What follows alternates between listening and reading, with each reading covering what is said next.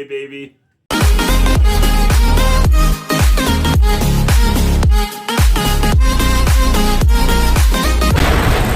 Novocaine. An assistant bank manager falls in love with one of his employees. However, during a bank robbery hostage situation gone wrong, he must rescue her to get her back. And little does everyone know that he cannot experience any sort of pain, so he is almost like a superhero. Open the vault! Cops are here early! We need a hostage. Let's go! Oh my God, what am I doing? I didn't check out the trailers or anything, and I walked into this movie completely blind, and I'm so glad that I did, because it was such a fun thrill ride. I knew like the basic premise of the film, but I didn't check out any of the trailers. I wasn't really invested in this movie. I really do like Jack Quaid from The Boys and Scream. He was recently in the horror dark comedy film Companion. I think he is great. I really love to see him on screen. I think he's very funny. He's a comedic actor. He can do the physical comedy. The actress from Prey, I think her last name is Midthunder, she was phenomenal in this movie too. It was so great to see her in a modern film and not just like stuck in this Prey Predator movie. I thought the two of them had great on-screen chemistry. I believed their love story. Like, I didn't think it felt forced or it didn't feel rushed. They actually spent some time developing these two characters, and I thought like that part of the film was fantastic. Like, the first 25 minutes of this movie is pure setup. There's almost no action, and I know some people are going to complain about this movie and be like, it took too long to get into, but I thought this movie did a great job. Perfect kind of timeline of getting us invested in these characters, so then when things do go wrong and go crazy, Hey, you want to see crazy? I'll tell you. you're invested, you're ready to go, you are emotionally attached to these characters. I find that other movies that kind of have this premise and this sort of style and tone, it can often lead to them being these sort of cheesy, ridiculous action movies that are over the top and have no heart, and it's just like all style and no substance. This had a good combination of both substance and style, and while doing like a dark comedy, crazy, gross out movie, some awesome action, and just some hilarious moments sprinkled throughout this film. It was about an hour and 50 minutes, and it felt a little bit long, like maybe 5-6 minutes too long, a little long in the tooth at times. But that's like my biggest complaint about this film, besides the villain being a little lackluster, and the villain's just kind of there to be like, haha, I'm crazy and psychotic. Some men just want to watch the world burn.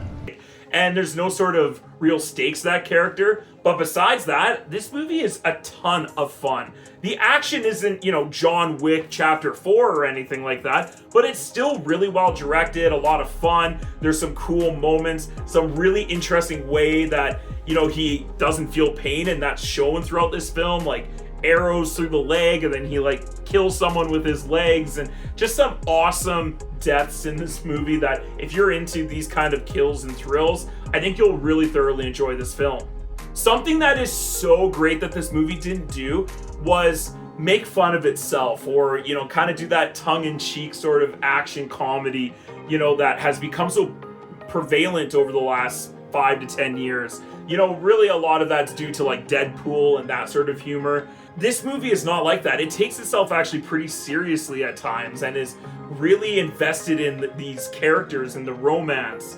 And a lot of people might be like, no, I want a full-out action movie, but I actually appreciated what these filmmakers did with this movie, and they balanced the action and the dark comedy so well. These directors had done another film from 2019 called Villains, but I really liked Novocaine a lot better. I think this is the best thing they have done so far. Yeah, this movie doesn't break any new territory or any new ground in sort of the action comedy genre or anything like that. But for what it is, it's a great time.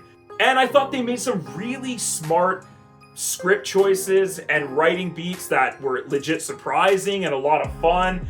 And I was shocked at moments. And I liked that they did that. It wasn't so predictable of a film, even though there are some beats that are, yes, absolutely a little bit cliche and a little bit predictable. But overall, I thought the script was pretty good. They do such a good job of getting you invested in these characters. You can't help but cheer for them throughout the entirety of this movie.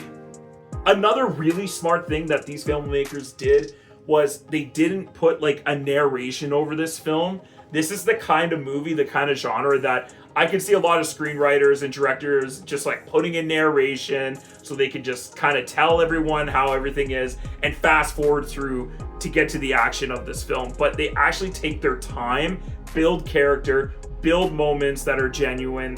They don't need to explain everything with a voiceover. Like, they have people talking and doing things that reveal clues and moments to the audience. Like, that's good writing. Thank you for doing that. Thank you for not making the audience feel like we're stupid and actually treating these characters and the audience with respect. My theater was laughing out loud. It was about half full, but I know like everyone in there seemed to be having like a really good time.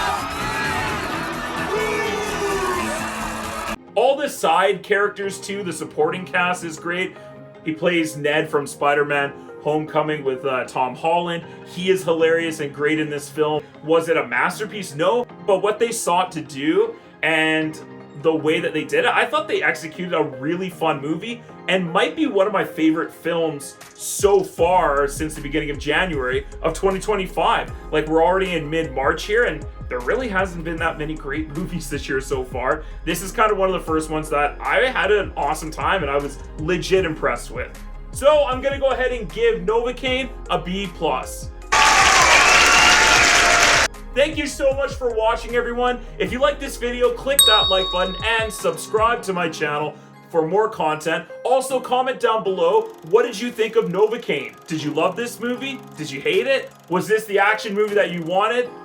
Let me know with your thoughts and questions down below in the comment section. Thanks so much for doing that. Come back and check out some other movie reviews, such as my reactions to the 2025 Academy Awards, Captain America: Brave New World, and the other Jack Quaid film that just came out, Companion. Thanks for stopping by, everyone. Have a great day, and we'll see you on the next film.